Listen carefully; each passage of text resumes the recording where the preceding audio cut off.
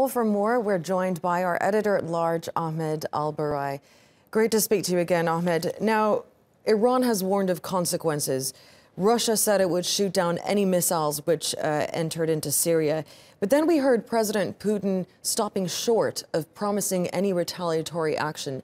Were these strikes as contained as the US, France and the UK have described them to be? There have been no casualties, and they appear to have targeted chemical facilities.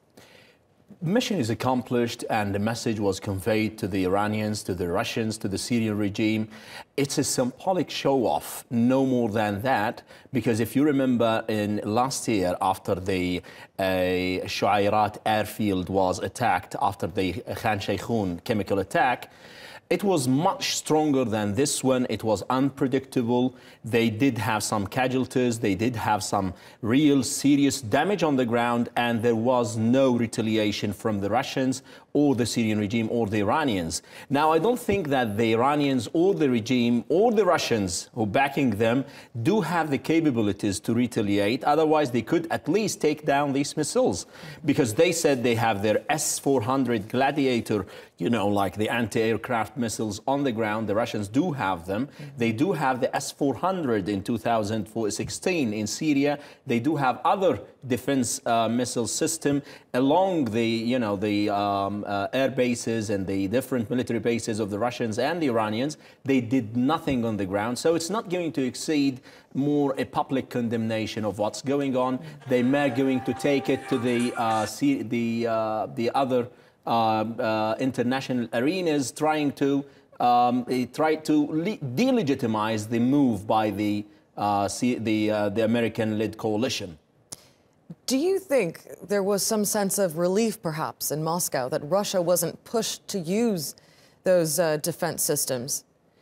There is no means to use it, because if in case you use it, it means it's going to escalate to maybe a full-scale war. That is something that you do not have the appetite in Moscow to go ahead with this kind of operation, because as soon as you're targeting a warship of the United States, you're targeting any of these carriers of the fighters of the United States or the US-led coalition, then it's going to escalate. You don't know the snowball, how far can it go in terms of the retaliation from the other side. And at the same time, they have been notified by the attack by the US-led coalition. And don't forget that we do have the confliction channels between the two parties that is still intact between the United States and Russia. They do have this kind of communication. Neither of the parties seem to have the appetite to go ahead with, you know, more retaliatory steps. It was a clear message to the regime. The international community, mainly the United Kingdom, wants to say to the Russians that we're still powerful, we can do a good harm to you, and you cannot do anything in return. And that was the message of the United Kingdom, much more stronger than the United States, which seems to be, according to James Mattis, who was speaking earlier, that the intelligence work is still ongoing, and we're not sure if the chemical weapon was attacked. But it seems that the NATO allies were pushing to start with this operation, at least to save their face. It was interesting to see Bashar al-Assad arriving at his office. This was being shown on Syrian state television, arriving with a briefcase. There was a tweet from his office saying the honorable won't be humiliated. Damascus does seem to be shrugging off these airstrikes. It's very interesting to think about the regime and to think about Bashar al-Assad, whose country, just for him to keep the power, the whole country was devastated.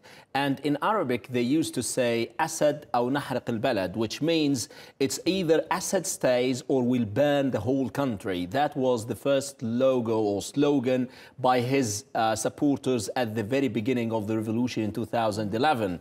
And at the end of the day, we do have a completely devastated country, a failed country with nothing on the ground, proxies on the ground. You have different international powers, no sovereignty by any means. The Russians, they do have more leverage. The Iranians are there. And then the supporters of Assad, they think that he is the honorable leader and he still has the legitimate. That is not to blame the Russians or the Iranians alone. You do have to blame these powers who seems to be, they do have the power, the capability to take him down earlier. But they didn't, because he didn't use the chemical weapon. It's ironic, it's cynical to speak about chemical weapons. If people are killed by chemical weapons, it's illegitimate. If they're conventional weapons, it's okay. We are fine with that. You can kill the people with the pretext of fighting terrorism. Terrorism is still in the ground. The terror of the state, as many of the Syrians are speaking about, they're very happy with the attack. They want the Assad and his backers to be deterred from using any kind of chemical weapons, because barrel bombs are no different from the chemical weapons. Still, children are dying. Everybody was seeing Douma, was seeing Eastern Ghouta, with the children, the women, innocent people are dying, but the West did nothing, did not move. The United Nations demonstrated a kind of unbelievable inaction, ineffectiveness of the whole international community.